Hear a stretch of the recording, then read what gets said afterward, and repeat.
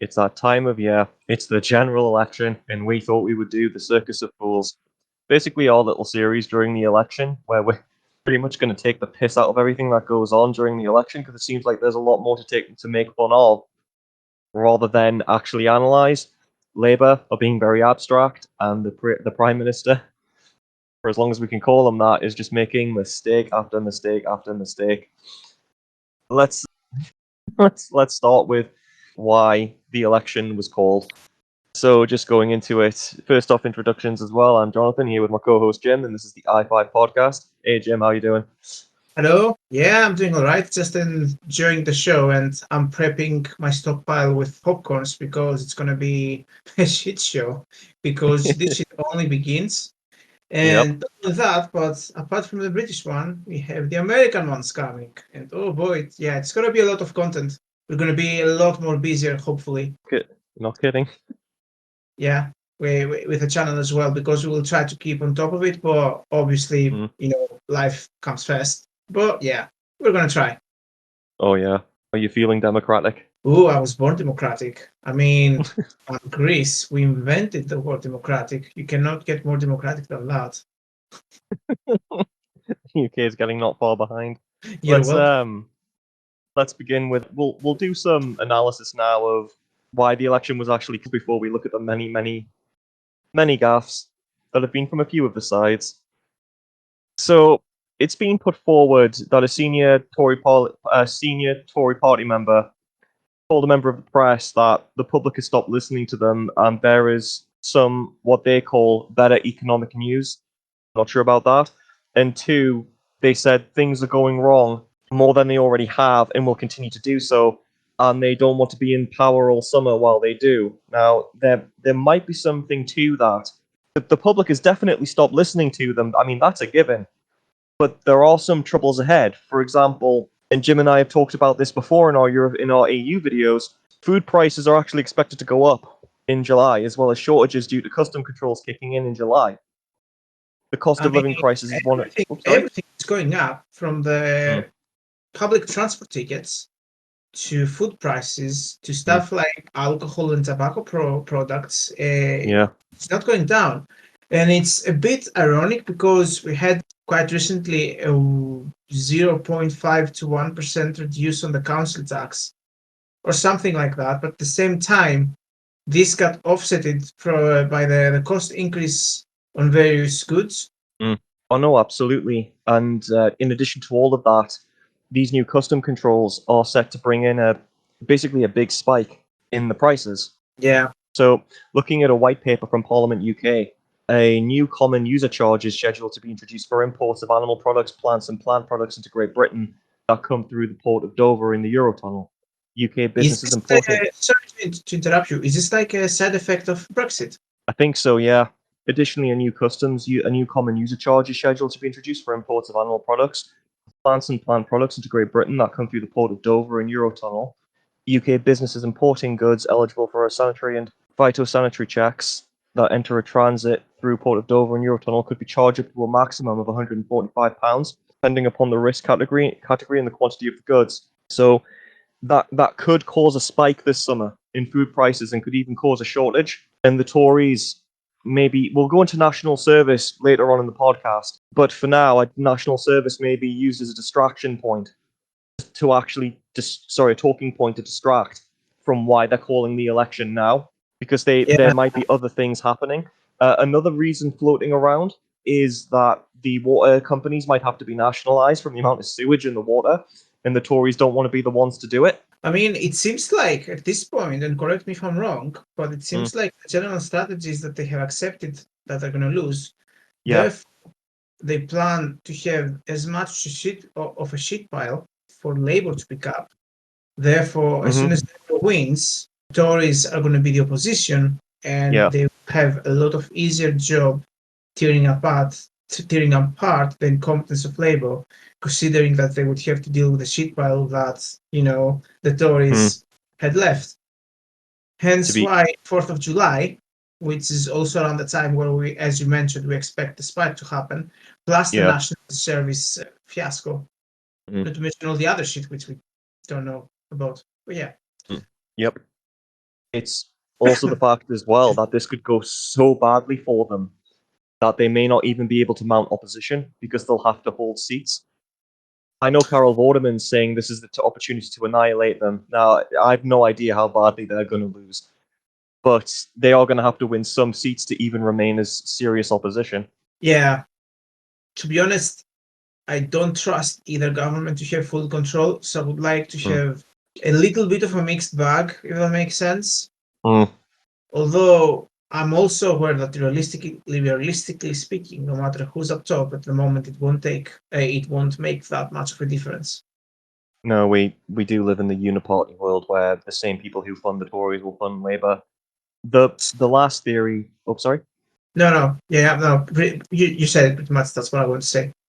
The last theory that's floating around is that enough letters went a leadership contest, and it was preferable to trigger the general election now rather than have another leadership contest. Obviously, Sunak resigning would be the fucking fourth prime minister in the space of a term, with the person replacing him. So they thought better to have a general election. Could be a combination of all three, or it could be a different reason entirely that we don't know.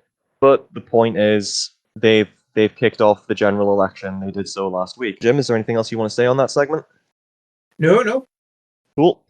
We'll go straight into the gaffes then. So first of all, it starts out with the announcement that he made. I mean, it's straight out of a sitcom. I don't know what the hell the campaign or PR team were thinking. With thinking in relation to the imagery presented when delivering a speech like this, it's crucial how he presents himself. When Gordon Brown, for example, was refusing to leave office after he lost the election to the Tories, and that was really chaotic, he basically stood in front of number 10 wearing a purple tie and a purple suit. I think it was a purple tie and purple suit. It was definitely a purple suit. And it was on a clear day with the camera angle that showed most of his body, challenging the perception that he was squatting in number 10 with a very regal colour, purple, which is a colour of power in the UK, to actually emphasise that he is the Prime Minister at that moment, and he will decide what to do and how to step down. With the outcome of the general election, we find ourselves in a position unknown to this generation of political leaders, with no single party able to have a Commons majority and therefore have a majority government. I've therefore felt that I should give you, through you, the country, my assessment of where we are. And it worked. It was a very well choreographed speech. It changed him from squatting in number 10 to actually he's just waiting to negotiate or see if he can retain power or step down. The point is, he didn't look like a fucking loser when he did it after having lost an election. Sunak, on the other hand, had announced the general election, stood probably on a phone booth that someone helped him on because he's quite short, behind a podium in the pouring rain with "Things Can Only Get Better" playing behind him, talking about how the world will fall apart from World War III if you don't vote Conservative. He delivered it in a very monotone, condescending tone, with his face bearing an expression that looked like his soul had been sucked out. I mean, if I didn't know better, I'd say he'd just done an 8.5-hour shift in a call center, which made the delivery of the speech reek of being a resignation speech as opposed to an election announcement. Our economy is now growing faster than anyone predicted, outpacing Germany, France, and the United States. And this morning it was confirmed that inflation is back to normal. This means that the pressure on prices will ease and mortgage rates will come down. This is proof that the plan and priorities I set out are working. I recognise that it has not always been easy. Some of you will only just be starting to feel the benefits, and for some, it might still be hard when you look at your bank balance. But this hard-earned economic stability was only ever meant to be the beginning. The question now is how, and who do you trust to turn that foundation into a secure future for you, your family, and our country. Now is the moment for Britain to choose its future, to decide whether we want to build on the progress we have made or risk going back to square one with no plan and no certainty. Earlier today, I spoke with His Majesty the King to request the dissolution of Parliament. The King has granted this request, and we will have a general election on the 4th of July. True, but aside from his tone, the speech itself, I think, is magnificent. So I hope whoever wrote his speech to be paid, accordingly. Actually, on a side note, and on a small tangent, people who write these speeches are the unsung heroes, because this is why debates are interesting. You see this magnificent speech, and then as soon as there is a question that he has to think, and this doesn't go for Sunak specifically, but for politicians in general, the debate. Whenever they do their magnificent speech, and as soon as there is a question that requires a little bit of critical thinking, they're like, monkeys, banana, don't know, and it's always hilarious. So I would say people who write these speeches are the unsung heroes, because thanks to these speeches, we have this big antithesis to the person being a candidate, because from the one hand, he tries to appear as someone smart, dedicated, with a purpose for the people. And then as soon as he has to think critically to answer, it's like, zero brain cells. Anyways, sorry. No, it's fine. I think it was a well-written speech. It's just the speech didn't reflect reality. No, of course it wouldn't reflect reality, because he wanted to subliminally appeal to our fear that, we actually did some good. Here's the good we've done. If you vote Labour, you will undo everything we've done, because everyone knows Labour is the opposite of the Tories, which is nowhere near true to begin with, because now pretty much the line is so thin between Labour and Tories, you can hardly tell. Secondly, the good stuff they've done, like handling the pandemic, he pretty much... The only good thing they did during the pandemic was furlough, and any government would have had to do that, not just them.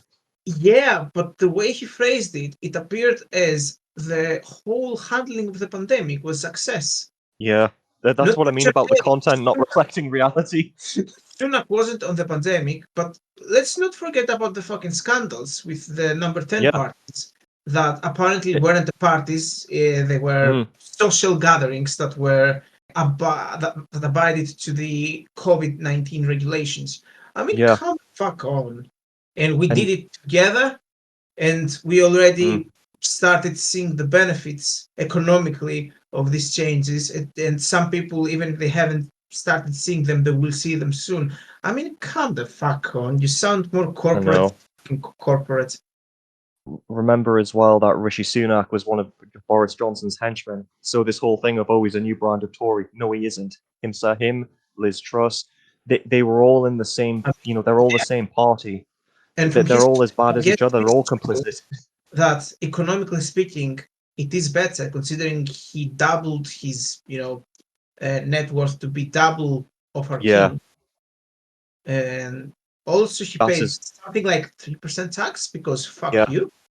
Both him and Jeremy Hunt. If I was on his shoes, I would totally have the balls to go out and say, you know what, economically we're a lot better, inflation is down, and butterflies are flying, and everyone is happy. Well, not everyone, but most of us are happy. And if you're not happy, you will be soon, as long as you vote us, because if you vote Labour, all of this will go down the drain.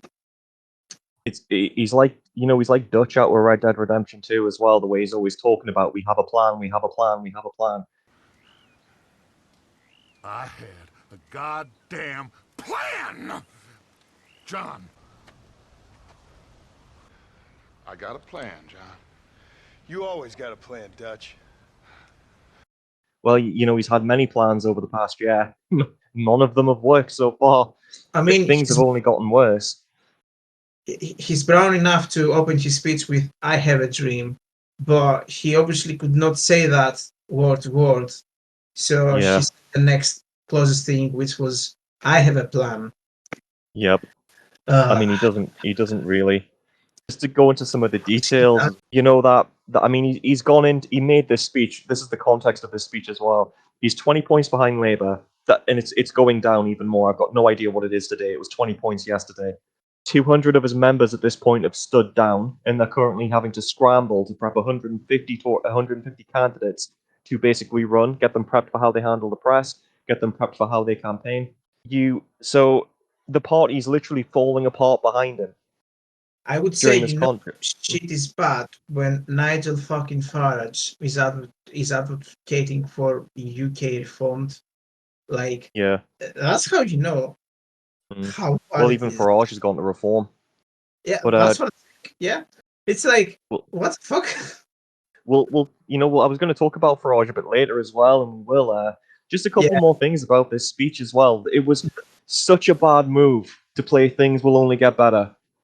I can understand why, but here's the problem, right? I don't know if you know, Jim. Labour in 1997, when they trounced the Tories, that's the song they played when they got their majority, the biggest in history. Oh, I didn't know that to begin What? with. Secondly, when the song started playing, I wasn't sure if there was someone who would like to troll at this point.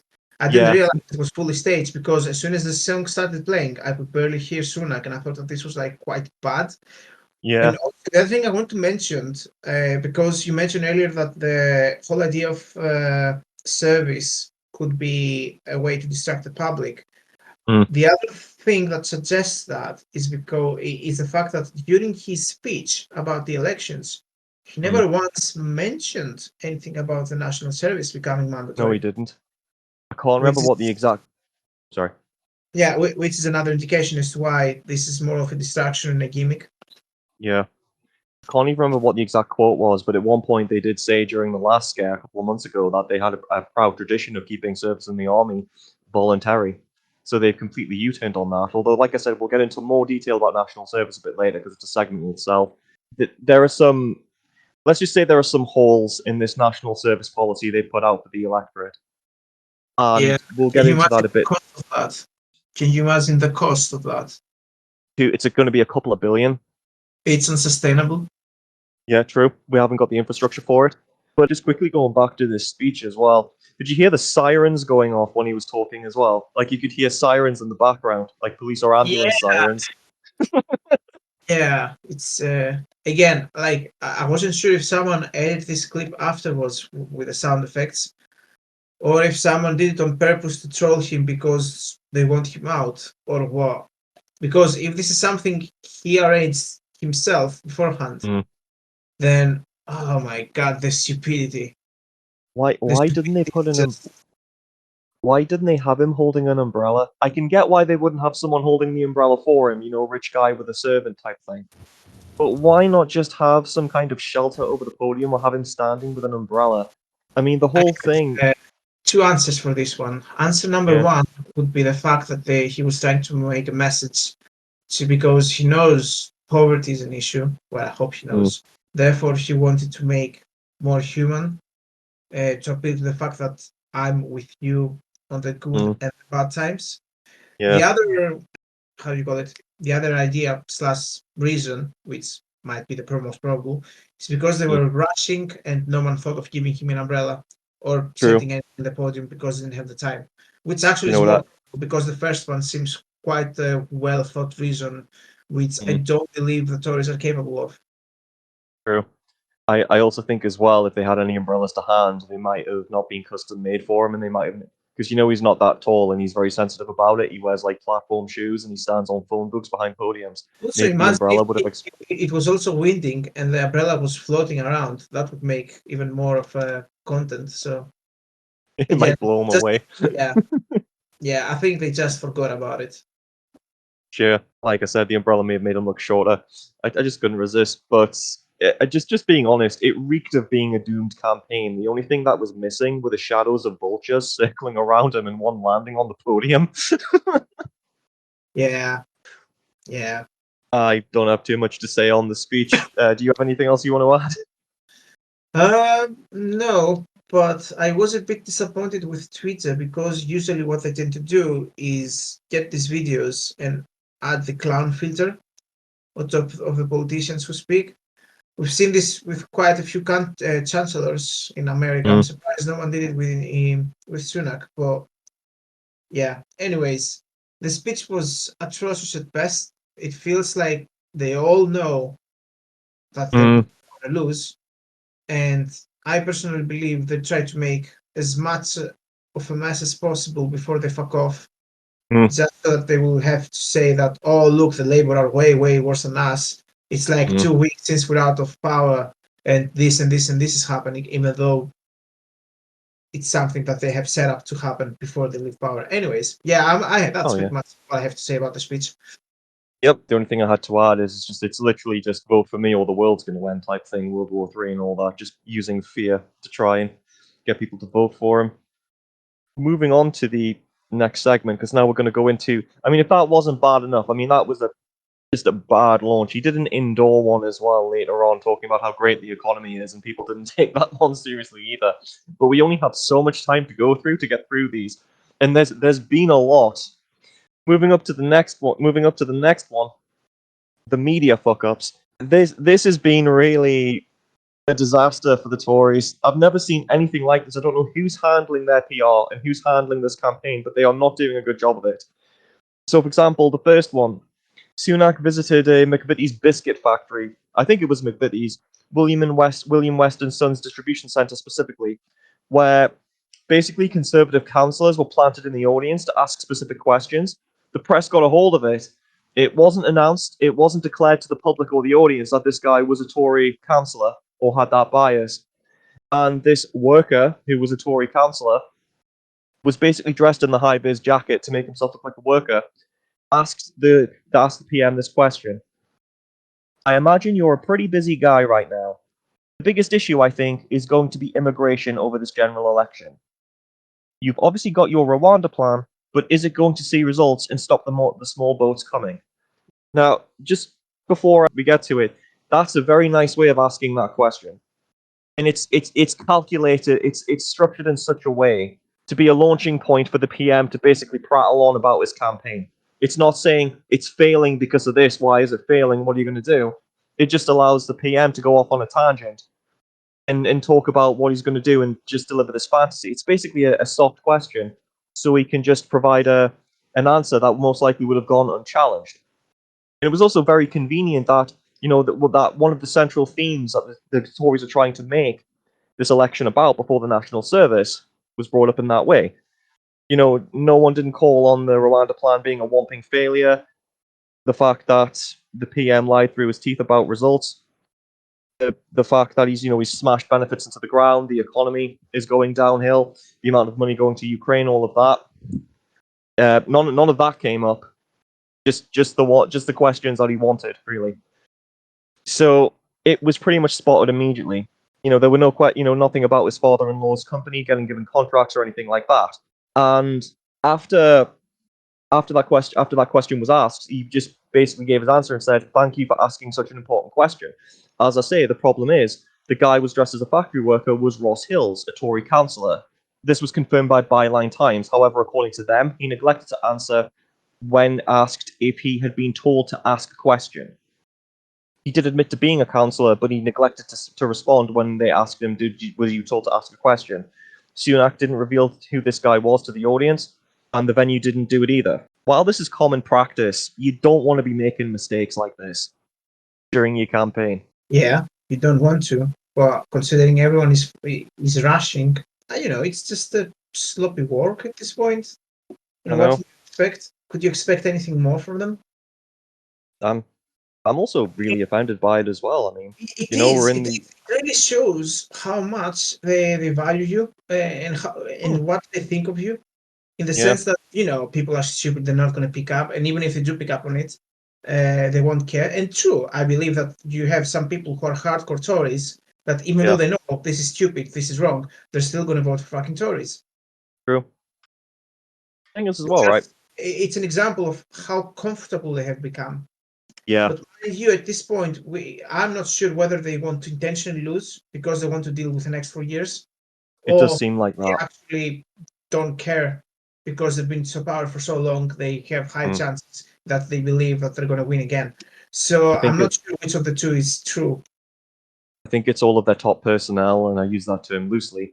All of their top personnel are leaving in droves. I mean, Michael Gove stood down as well.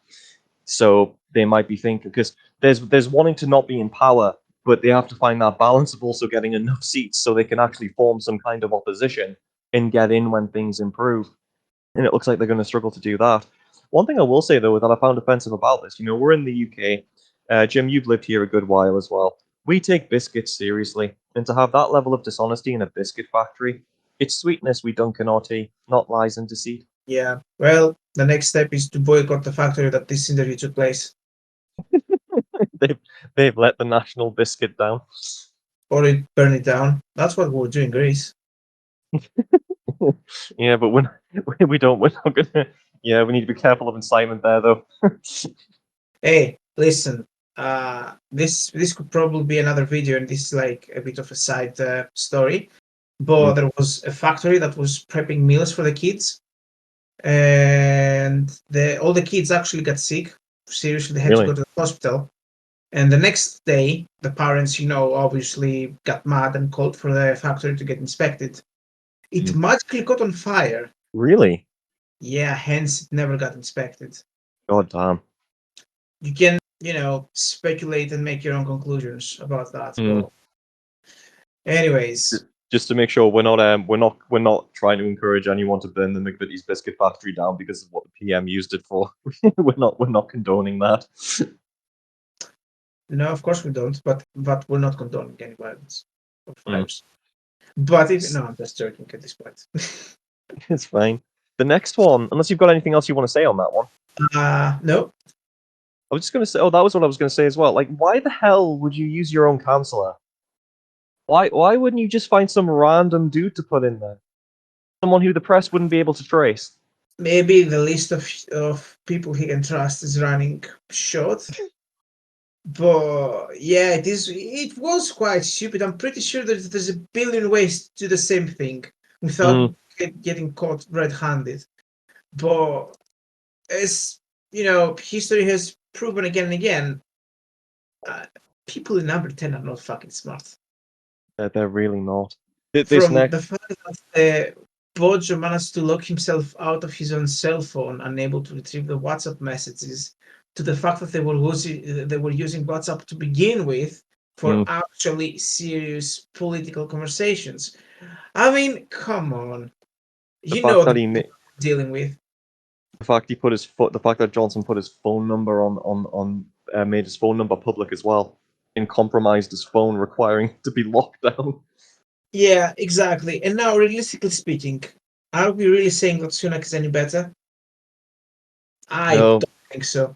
You couldn't even use a debit card at a cash machine, man. I mean, have you seen the video where he's using a hammer to hammer a nail, and rather than using the actual metal bit of the hammer, he holds the metal bit and uses the wood bit?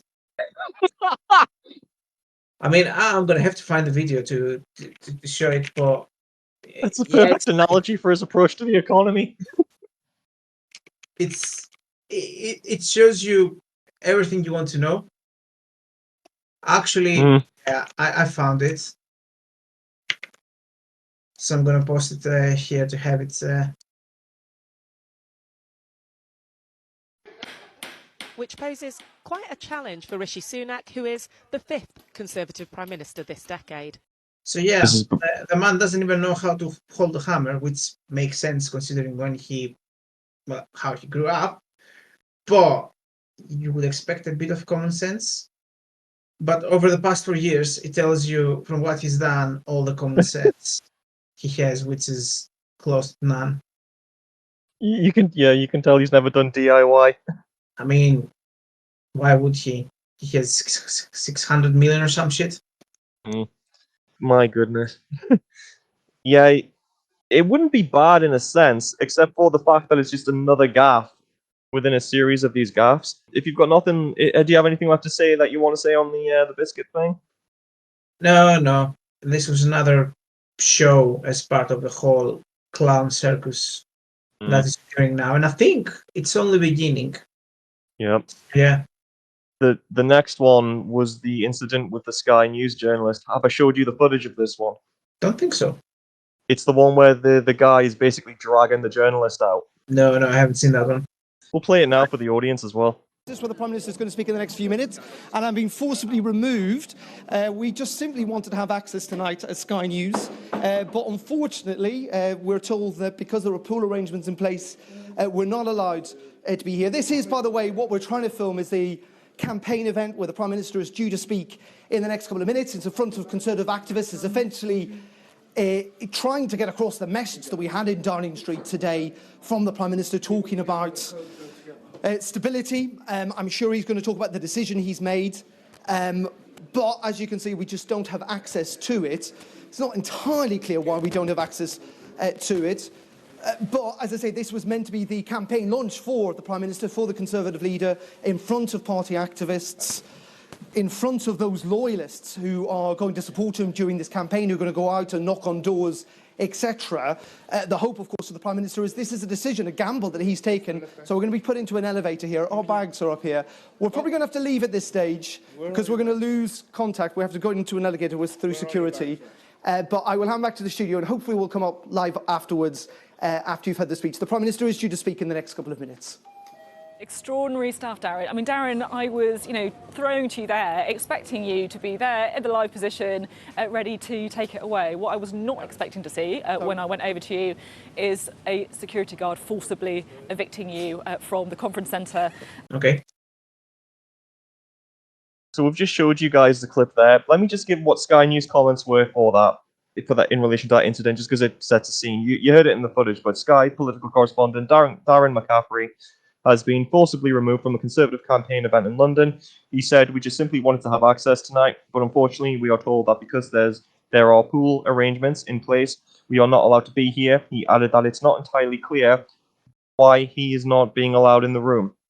Well, as he said before, there are pool arrangements in place. Let me just say what pool arrangements are as well, because the Telegraph relayed that message to the public, probably on instruction of the Tories. Pool arrangements are when broadcasters are meant to share the footage. Share their own footage, so they share it around. Obviously, the reason why they probably wouldn't want him in either is because Sky News had been quite challenging towards the Tories. So he would probably ask some difficult questions that Sunak didn't want at that launch in front of his own members. I'm sure Eva Santina from Politics Joe said that she's been told she's not allowed at certain conferences in the past. About lobby passes, what it's supposed to mean versus what it actually means in practice. Have you ever been restricted in your reportage with this lobby pass and political journalism? And how do you think this will impact the stories political journalists might focus on? What a timely question. So we're here at Labour conference. We have been told that we will not be allowed to go to Conservative conference. We were also not allowed to attend the latter half of the Conservative hustings. And at the time, it was because we were told on a phone call that our coverage wasn't favourable or something of the like. And I tweeted it and then got a very angry response from CCHQ, because obviously that should be a private conversation of we're banning you and restricting your access and no one else should know about it. But anyway, it turns out that quite a few outlets have actually been banned from the Conservative conference that's going to take place. And because obviously the opposition that she represents, Politics Joe, is very hostile to the Tories. So that's like the objective analysis of what's actually gone on. I just thought it was funny. Like obviously it's bad that the guy's getting kicked out and it's heinous, but it's the fact that Wiley's been physically removed by the security guard, and I think it's being very generous calling that guy a security guard. He's like, I'm being currently manhandled, I'm being escorted out, I'm not quite sure why. It's quite weird, we are being evicted out, and you've got Sophie Ridge basically saying, yeah, I didn't expect to see that, this is quite serious. It looks quite procedural, to be honest. Yeah, I don't know what to think or say about this one, but clearly everyone knows there's an agenda. Yeah. So that's the result of it. The guy looks happy because he knows that this could be this. I don't know how viral this went, but he looks happy because he'll be thinking this is going to go viral. This is going to get talked about, and we will be able to milk this. That's what he's thinking. Yeah, and probably spin it to have another reason to hate the Tories. Yeah. Also, as well, he was probably sitting in the space that was reserved for Laura Koonsberg of the BBC. Mm. But yeah, this is also not anything new as well. During the 1997 election, I think it was, or possibly one of the later ones, it may have been Gordon Brown when he was running against David Cameron. I can't quite remember, but Peter Mandelson had Sky News kicked out of a press conference once as well, when he just told them to get out. So it's nothing new for members of certain press organizations to be removed. It's quite puzzling that even if there are pool arrangements made, it's quite puzzling that Sunak would be dumb enough to do this with how it makes him look. Even though it looks... I'm not condoning removing journalists, by the way. It's just this one does look quite procedural. And to be honest, the guy looks like he was expecting it to happen. Though. I don't think it came from Sunak himself, but someone made that decision from his team. So, yeah. It doesn't... I think it's going to reflect badly on him, though, because he was in the room talking when it happened. I mean, compared to the national service thing, this is the least of the worries. Mm. So they won't care that much. But I just thought it was I just thought that one's quite funny because of how chuffed both Sophie Ridge sounds and how chuffed the guy is that he's getting removed because it'll give them content. Yeah. It might get them views. Yeah. But yeah, I don't really have too much more to say on that one. Though I do think the reason why he would have been told not to go in there was because Sky News would have had an agenda to ask challenging questions. So I just want to make that clear to the audience. He was removed for two reasons. Maybe he wasn't, because I don't know if this guy's actually in the Westminster lobby. He's a political correspondent, so he should be. Maybe he doesn't have enough connections, like say those of Times Radio or ITV or whatever. So maybe he just wasn't one of the more popular ones, so he wasn't allowed in. Not that I know they were allowed. I don't know if they were allowed in either, mind. But I just think that there are certain journalists who we wouldn't have dared do that to. Yeah. Possibly. Most likely. But like I said, I do think he was removed because he would have asked difficult questions. I mean, of course, that's why he was removed. But the journalist doesn't exactly look too sad about it. And there was also expectation in their voice as well, both Sophie Ridge's and his. Like they sounded like they expected it to happen. Yep. Moving on to the next one as well, Jim. I know you and I were talking about this before. The memes and the headlines that Sunak is giving away. I mean, if that wasn't enough, the fucking memes and headlines he's giving away are ridiculous. He's on the verge of losing a lot of seats to Labour. The red wall gained by Johnson was, the first one. The red wall gained by Johnson. The red wall being an analogy for a lot of seats in the north that went from Labour to the Tories. That was a big success getting those seats. That was the red wall. There have been a couple of defections from it earlier on, but that was a big thing. We've taken the red wall. It's no longer the red wall. It's no longer Labour's. So why the fuck would you put yourself in a position where you're seen building a red brick wall as part of your election campaign? Like using the hammer, he was basically laying a couple of bricks, and you could hear the journalist basically saying, why are you building a red wall?" It's a bad message to send to the public, and I don't even think he knows he's doing it. Either. It's like, well, Trump is popular. Trump wasn't about building a wall, so Yeah. yeah, I have no idea. Or maybe it's going to be controversial. So, and publicity is good publicity. So start building a wall. Yep. Or maybe it's like an indirect indication that, I know immigration is an issue, but we do have a plan. So trust us. It's like, I had a plan. I had a plan. Yeah, I'm not sure at this point. Maybe they drank too much and they said the first idea that they came to their heads while being high/drunk, and they came up with it. But yeah, it makes no sense. None whatsoever. Sense or some sort of judgment. But when has ever anything made sense in this fucking government? True. Do you think it's some kind of psyop to put all of the emphasis on Sunak rather than the party? There's a lot of conservatives now. I mean, earlier in the year, people like Liz Truss and others were removing conservative from their Twitter bios, and some leaflets. We can go into this further next week in the Circus of Fools episode 2. It's just come out today from the Guardian. I'm not surprised that they've got some leaflets that basically have pictures of the candidates, but they don't say very clearly whether they're conservative or not. And it uses different coloring of other parties. So they're basically trying to avoid the conservative logo and the conservative stigma by trying to palm themselves off as local candidates over members of the Conservative Party. And do you think it's some kind of psyop where all of the emphasis is put on Sunak and people will vote for Tory MPs who are trying to disguise themselves as local candidates? Either that, or there might be some secret new party brewing in the background, which will appear later on. But I don't think that might be the case. Or they're planning to oust Sunak at the last minute to have another one take his place. That's what I thought as well. A bit too late now. But either way, yeah, maybe since it, as we said earlier, the Tories seem to be planned to lose. Whoever leaves, maybe some people that left the party might form their own party. Maybe. That's why it's good for them if the Tories do bad and lose, which doesn't take much effort at this point. I wonder, if they're trying to see how Reform's going to do, and they're going to think about whether they want to join Reform or not after this election. Yeah, maybe. One thing, the next one he had, which was also not very good. Have you seen the picture of him under the exit sign? Yeah. I don't know what the hell. He literally looks like the manager in an office on his way out the door when he leaves for a new job, or gets made redundant. I don't know. And he seems to be like in a plane, so I'm not sure what the message is Yeah. here. Is it like, I'm gonna get us out of trouble and we're gonna fly away to touch the stars, or is it gonna is it the case that I'm gonna take us out of trouble because the plane is crashing and you're dying, therefore you won't have to worry about any trouble? I mean, I'm not. I mean, he's In the probably end, just trying to do random things. yeah, but I don't know. He seems to Also, be staying. the way sorry. the way the audience is sitting, it's It looks like, like it's on a plane. yeah, it's on a plane, but his back is facing for the back of the plane, and the front is like where the pilots are.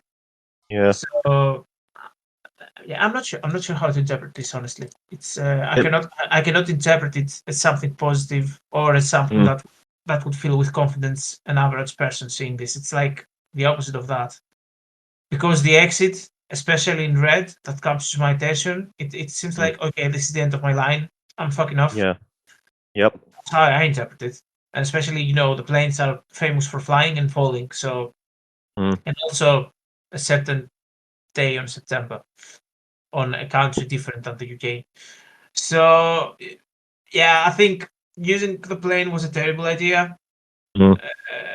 This thing just doesn't make a sense. I don't know what they wanted to, what an effect they were aiming for, but I think whatever they were aiming for has the opposite effect, unless the his campaign manager actually is advocating for a loss, which case that he's doing an awesome job. Yep. The filter for the filter that these photographs should be put through isn't working because there's too much being presented to the audience, which is too negative. And if that wasn't enough, the footage of him visiting the factory site in Belfast that produced the Titanic. I mean, why the hell would you do that? There's tons of things being said in terms of sinking ship references. 200 MPs have left the sinking ship. The party is the last one is remaining aboard the sinking ship. Some of the headlines, like from the Mirror, Rishi Sunak asked if he's captaining a sinking ship on Titanic quarter visit. Why the hell would you visit anything in relation to the Titanic during an election? I unironically believe he had no idea that this place was related to the Titanic.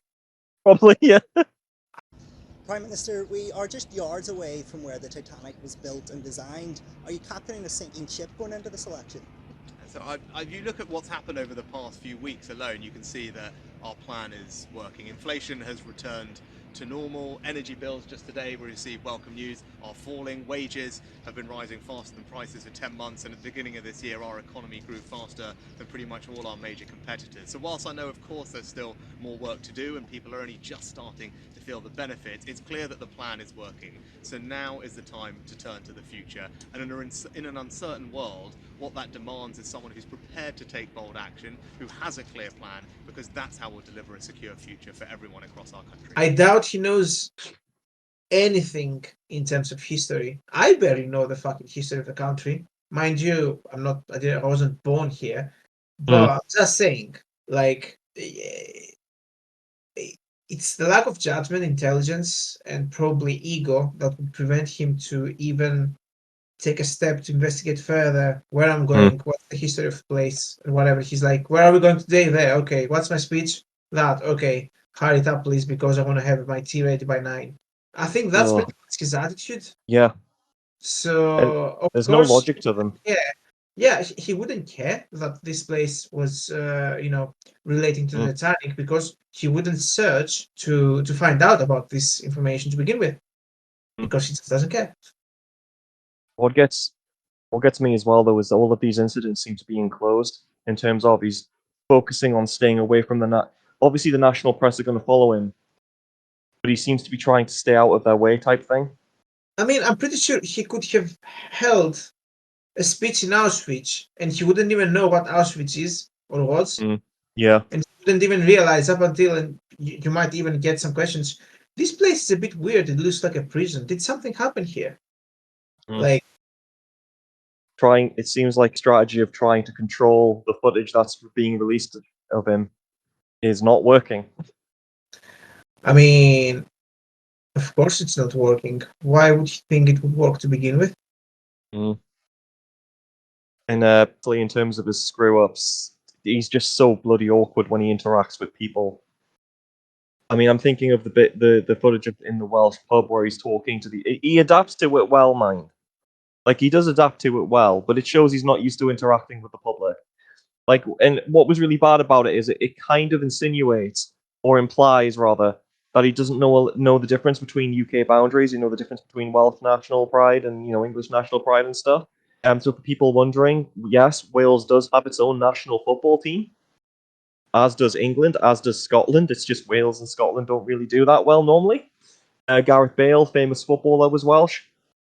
So they have got their own football team, and he was talking to them about the Euro, saying you're looking forward to the football. Now, in defence here, he may have just thought they're a pub, will show football matches, maybe it'll get some traffic for them.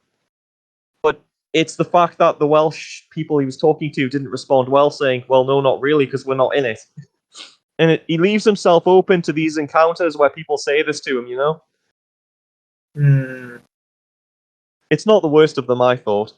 But it is something else to make fun of him for. Yeah. Just watching all of this, right? Just a bit of a statement here. I don't think this is I don't think the question of this election is who will win, because we know who will win. Who will fuck up the least, because we know who's going to fuck up the most. Both of those answers are certain. I think the big question of this election is if Rishi Sunak is even going to be leader by polling day. Yeah, and if not, who's gonna succeed him? That's the big thing. They've all left. They're saying it could be Liz Truss or Suella Braverman. Oh my god, not here again. I mean, I'm not that much into British politics, but fuck me, Liz Truss was a fucking disgrace. I mean, Jesus Christ, the pound crashed. We nearly lost the pensions. Even as a necromancer, she would do an awful job. Considering he has an aptitude at killing things. She did it just by talking as well.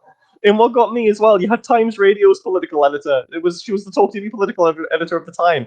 Basically, even Rishi Sunak was saying to Liz Truss, your policies are going to crash the pound. And people like her were saying that this is mansplaining. No, it's not mansplaining. This is legitimate criticism. Even when Rishi Sunak is right, saying you're going to crash the pound if you do this. Listen here, maths. Whenever maths and numbers disagree with you, identify as a woman and you dictate that it's mansplaining. Yep. Therefore, that immediately brands the numbers and maths as wrong, and you're in the right. It's like the way to end the argument and to be on top. I think a more interesting thing, that's really interesting, sorry, yeah. One thing I was interested in doing, and we can do this next week as well, because obviously we've got a packed show this week. Next week we can talk about which MPs we think might lose their seat, because people like Penny Mordaunt, Grant Shapps, Jeremy Hunt, who's predicted to lose his seat. He's invested like 100k. So there's a lot to go into with this election, with the disaster it could be, because what you were saying about people who's going to replace Sunak if they get rid of him. It's kind of who's going to be left. Who's going to have a seat. Yeah. We can. Yeah. Oh, sorry. Have you got anything left to say on that one? No. Cool. We're just a few more things as well, guys. We're trying to we're not going to lie. This one's going to be very Tory heavy because we're nearly done now. But this one's Tory heavy because Sunak has fucked up a lot this week. I mean, it's no wonder he took a day off at the weekend and then he came back with his national service policy. Just a quick intro for this one. It's very bare-boned and not very well thought out, as Jim said before. It doesn't stand up to any kind of scrutiny in interviews. There's only like 30,000 places for the armed forces because that's all they can fund, or you give up one weekend a month delivering prescriptions, etc. There have been other jobs that have been given out as well, like special constables, firefighters, search and rescue. Things that people should get paid to do, and things that like actual jobs that people should be paid for. Having 18-year-olds do that for free.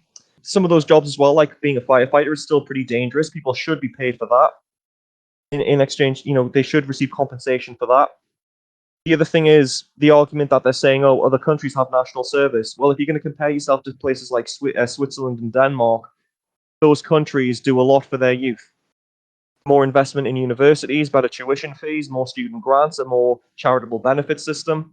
The Better youth get a lot education. more out of that. Yeah. Hmm? Better education. in general. Yeah. And, some of, as Jim, you rightfully said, can they afford this? But saying that it's going to be $2 billion, they can't fund the NHS properly. They claim they can't find they can't fund the NHS properly. They can't find a couple of billion for the NHS, and they claim they are investing in young people despite cutting funding for things like youth mental health services, tuition fees, and grants. Now they want to take whatever you think about universities. Degrees can help some careers, and also if you don't like university, then invest in professional qualifications. To help people get careers. Do stuff like that, but they won't do anything like that. And instead, what they want to do is take 18-year-olds away from their families and stick them in the fucking armed forces, and introduce them into high risk job services like special constables for free because they're too cheap to pay them wages. I mean, it's ridiculous, and people are calling out the Tories for this. We don't have the infrastructure. Where's the money going to come from? Who's going to make them do it? James Cleverly has already said that there's going to be no criminal sanctions or criminal punishment, so no prison or sanctions if people don't want to do it. Some students, some 18-year-olds already have weekend jobs, so if you're going to ask them to give up a weekend a month, they're studying or training or doing a professional qualification, they're doing something while funding their own way through it, while by having a job. You're going to take away a weekend's wages from them that they might need. Sorry, Jim, I don't mean to bombard you here. It's endless how you can criticize and poke holes in this stupid policy.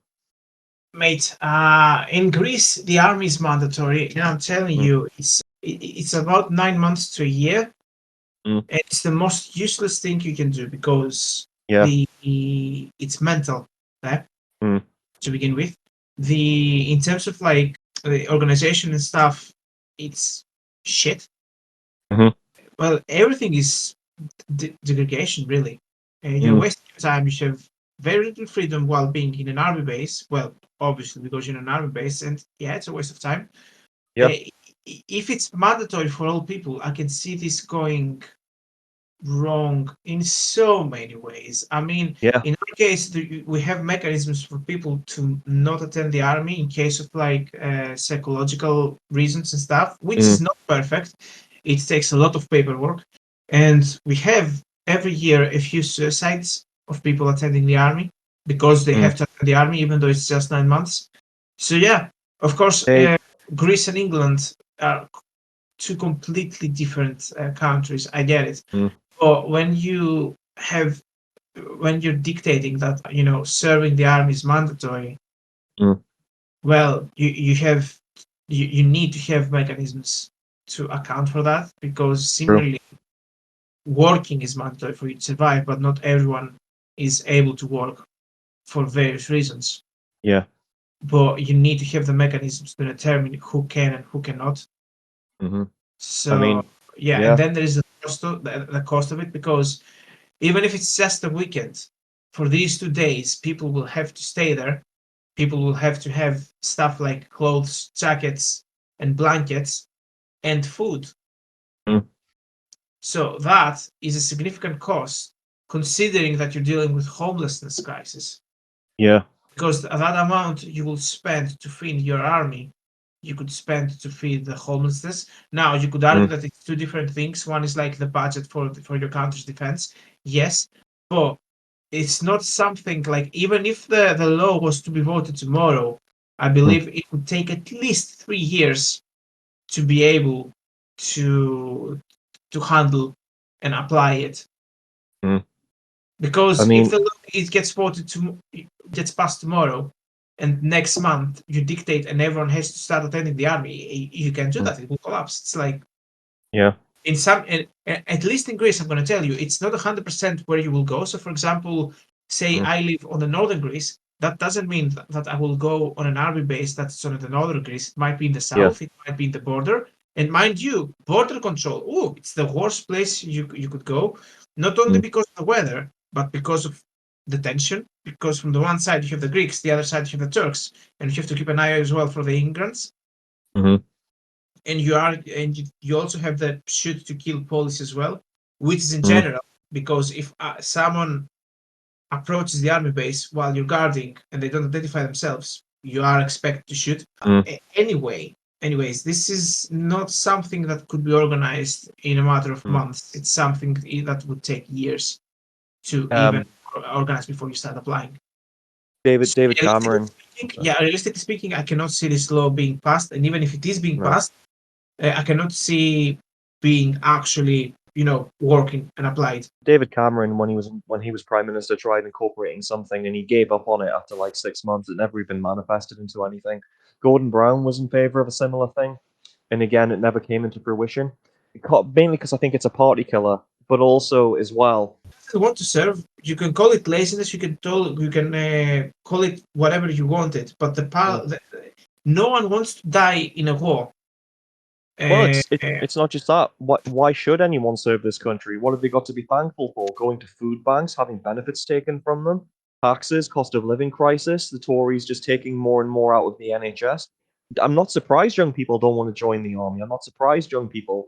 And the other thing is I don't want it, young people hate this government too much. The thing is as well, a lot of the because this is an attempt to get the pensioner vote, because a lot of pensioners, not all, but a lot of them in polls say they want this.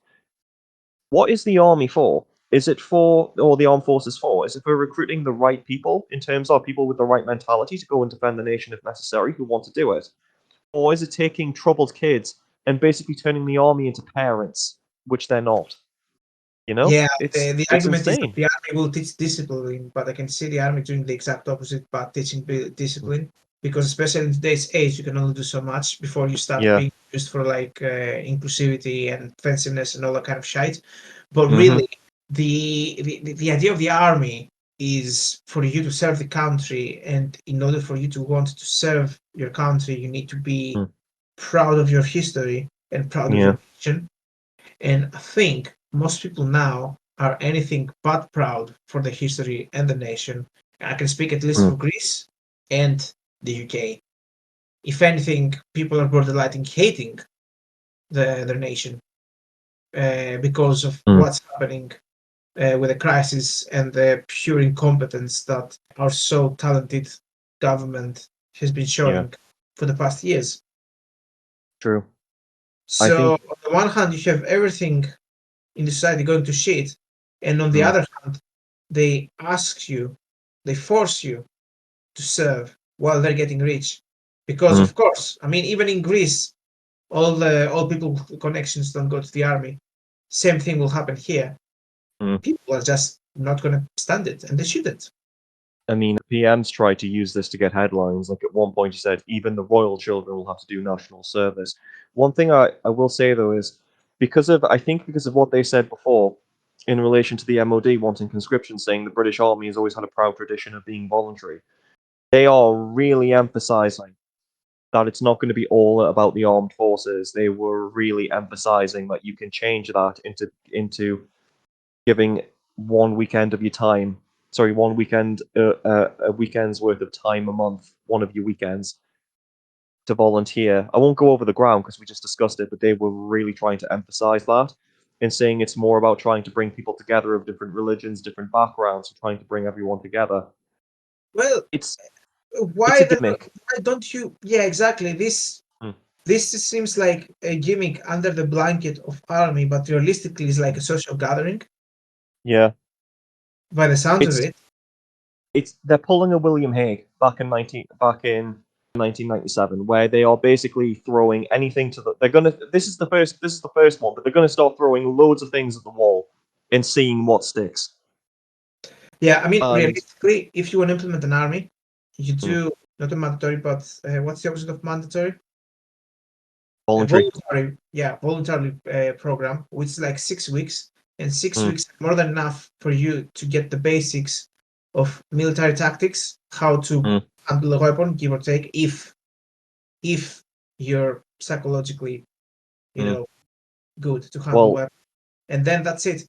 Because 9 months is too much. Like I know shitloads of people who serve the army for 9 months, About 6 of these 9 months, they did fuck all. I think it's going to be a year for the UK one.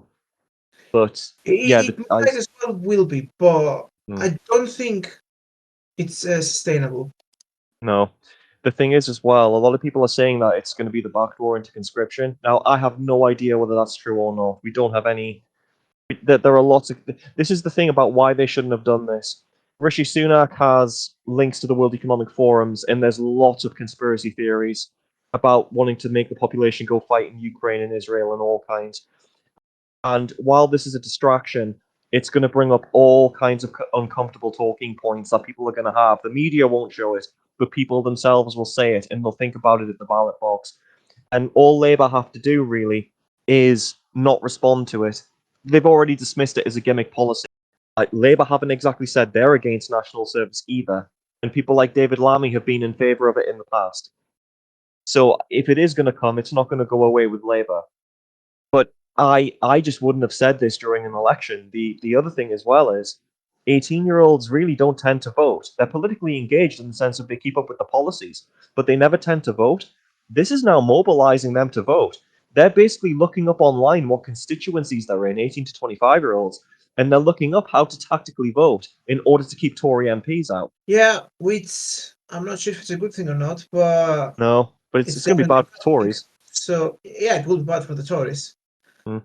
But yeah, I mean, having people being at least a little bit educated than not educated, I think it should be an improvement. Maybe I don't know. Actually, not sure. I don't have too much left to say on that one. Do you? No. Cool. We're nearly done. Just a couple more things for the audience because we don't want to just. It's just like I said. There's been that much from the fucking Tories, but we're over the Tory segment now. We're going to do some quick ones about reform and the Liberal Democrats. We'll have more on Labour probably next week because there's been some incidents with their TV debates. Apparently, the Tories want to have 6, one a week until the general election. Keir Starmer's at this point refusing, but I was going to go into that. We were going to go into that in next week's episode because I've literally, Jim, I've literally just found out about that this morning. So that'll be something to talk about next week. The last two things for this one, the gaffes from the other parties. I don't think this is so much a gaffe. As we were saying before, Farage has dealt quite a blow to reform. I think they were hoping he would run as an MP, but he wants nothing to do with the British electorate, the British government. So he's basically fucked off to California to the US election to help Donald Trump. And to be honest, I don't blame him. He's probably going to make a lot of money doing that on, from the media runs going on Fox News and stuff and public speaking. He'd probably be a lot of help to reform, and I can understand why reform voters are pissed off and they feel like he's letting them down. But, welcome to the real world. Nigel Farage, he's not a crusader. He just wants to make money, Yep. So reform, I don't know how well they're going to do this election. They're one of the parties I'm going to follow, not because I like them, but because I'm interested to see how they do splitting the Tory vote. That was the other thing in relation to national service. I think the pensioners who vote reform, the pensioners who would be for national service, they're the type of people who would vote reform anyway. So I don't know how much that policy is going to help them. But lastly, the Liberal Democrats, and again, this we'll finish off on a light-hearted one. Jim, just to make sure, have you actually seen the footage of this bus? Yeah, with yeah. And there he is, Liberal Democrat leader Ed Davey, arriving in Whittlesford in Cambridgeshire. He's just got off the battle bus. Let's listen in. Campaign battle bus. A major moment in our campaign. We've been waiting for it, Ed. Take a move left. Go the other way.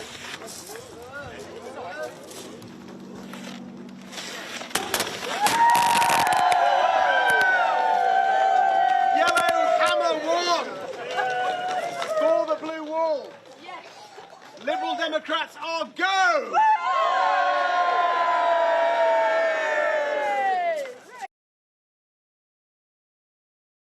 Yeah, this is probably one of the lamest launches I've ever seen, and I've seen a fair few Liberal Democrat ones. So basically, the Liberal Democrat Yellowhammer bus, the campaign battle bus, and the journalist sounded so thrilled to be covering that. She didn't sound bored as fuck at all. Like you could tell she drew the short straw going to that one in covering that. But she sounded bored as hell. But what I loved as well is he struggles to get the sticker off the side, and then he reveals Yellowhammer 1, the blue wall, the Liberal Democrat, and then he announces it really proudly, going, "Liberal Democrats are go."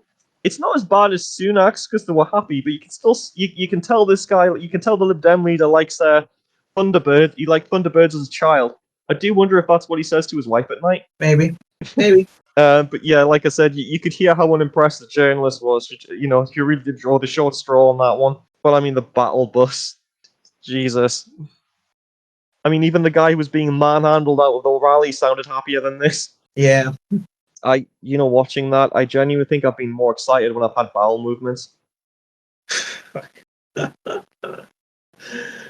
Can't believe they named it battle bus as well.